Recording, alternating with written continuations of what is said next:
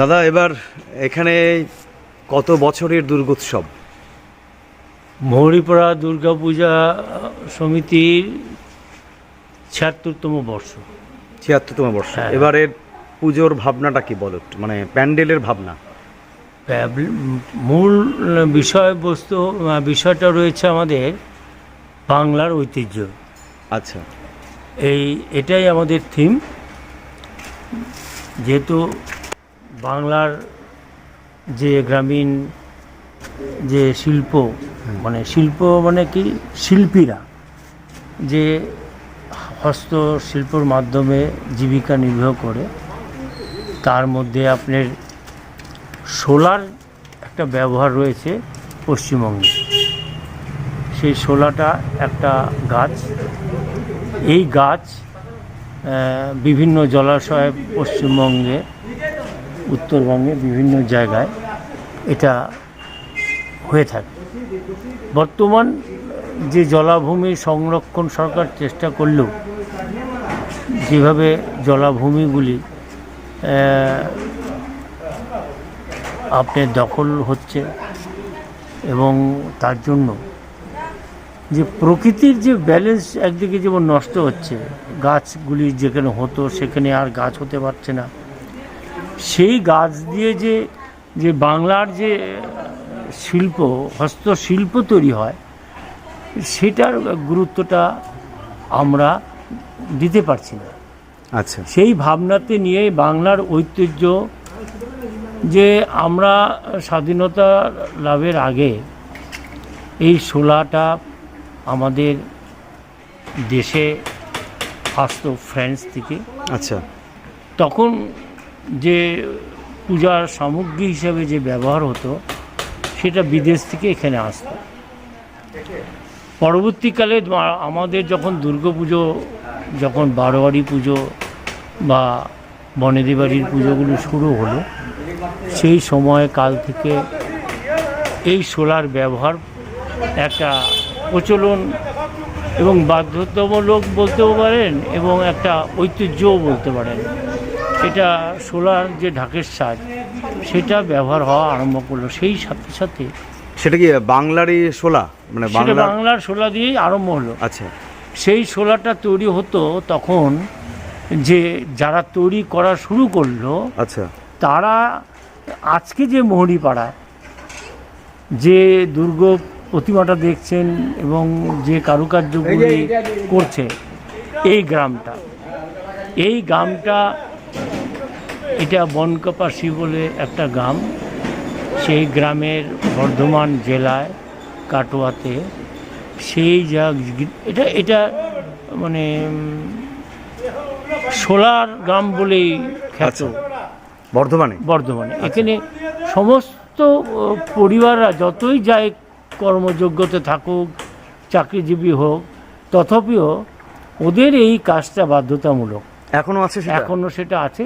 এরা এই পূজার সময় বিভিন্ন বিদেশে পাড়ি দিচ্ছে, এবং কুমারটুলিতে এরা প্রচুর কাজ করে, যেগুলি ঢাকের সাজায়। আচ্ছা। এরাই করে সেগুলো সব। এই সমস্ত কারণে আমরা এই শিল্পীদেরকে নিয়ে কাজ করার একটা আমার ব্যক্তিগতভাবে আগ্রহ প্রকাশ হয়, এবং বহুদিন ধরে আমি চেষ্টার মাধ্যমে এই বছর আমি সফল হই তাদেরকে দিয়ে একটা কাজ করার।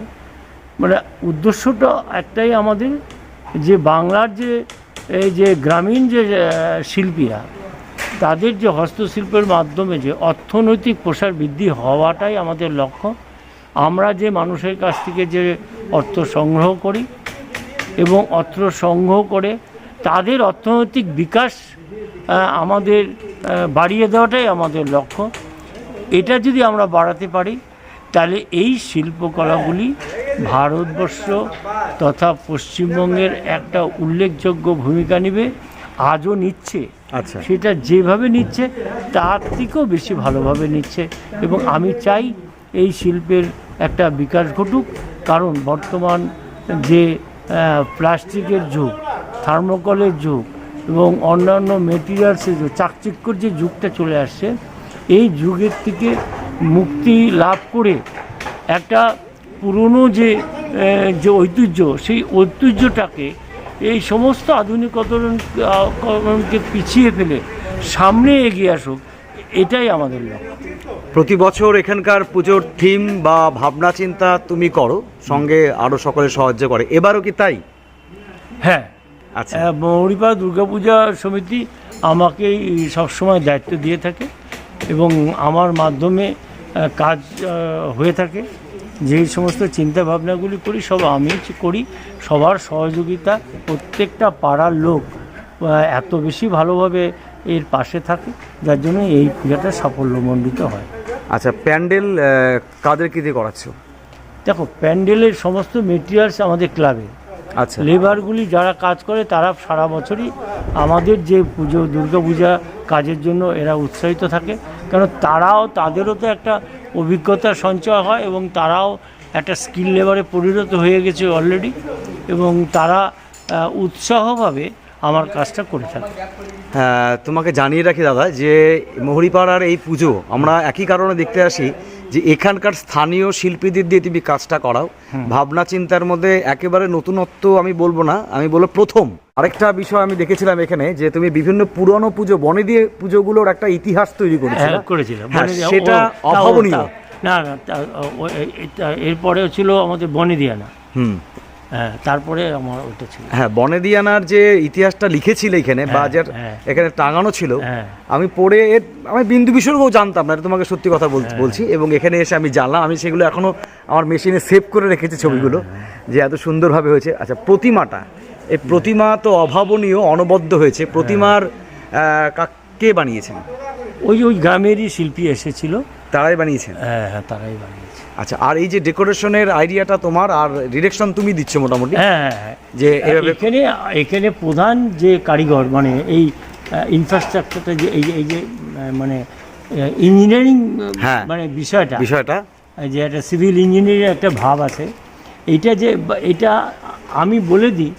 আমি বললেও কিন্তু তাকে দক্ষতা, তাকে সম্মান দিয়ে জানাচ্ছি যে মনোরঞ্জন যে আমার হেড যে কারিগর, তার অনবদ্য মানে একটা খেলা এর মধ্যে থাকে। সে আমার কথাটাকে নেয় এবং সে তার ব্রেন দিয়ে সেটা কাজ করে। প্রতি বছর জলপাইগুড়ির সেরা পুজোর তালিকায় একদম প্রথম দিকে থাকে, কোনো কোনো ক্ষেত্রে তোমরা প্রথম বা সেরার পুরস্কারও পাও। এবারও আশা করছি সেটাই হবে। তো পুরস্কার শেষ কথা না, আমি বলবো যে এই যে শিল্পকর্ম, সেটা সবাই দেখুক। আর জলপাইগুড়িবাসী দর্শনার্থী, আমি এটা বলবো, দর্শনার্থীদের ক্ষেত্রে তোমার বক্তব্যটা কি? দর্শনার্থী যারা সারা জলপাইগুড়ি রয়েছে, মহুরিপাড়া দুর্গাপূজা এবার কি নিয়ে চিন্তা ভাবনা করলো এবং তারা কি দেখবেন, এটা তাদের কিন্তু একটা জিজ্ঞাসার চিহ্ন থেকেই। অবশ্যই তারা রাস্তায়, যেমন আমি যখন আমার চেনা পরিচিতর মধ্যে দিয়ে যাতায়াত করি এবং একটু চা খেতে গেলাম বা যেখানেই যাই, তারা একটা কথাই বলে, এবার উত্তম এবার কি হচ্ছে। হ্যাঁ, এটা এবার কি হচ্ছে, এবারে যেমন এটা এরা বলছে, কিন্তু আপনি বললে বিশ্বাস করবেন না, ডিএমের অন্তত প্রশাসনিক যে দপ্তর যারা আছেন, তারাও একই প্রশ্ন যখন আমি যাই কোনো কাজ, তাদেরও কাছে একটাই প্রশ্ন, উত্তমবাবু এবার আপনার ঠিক কী করছেন?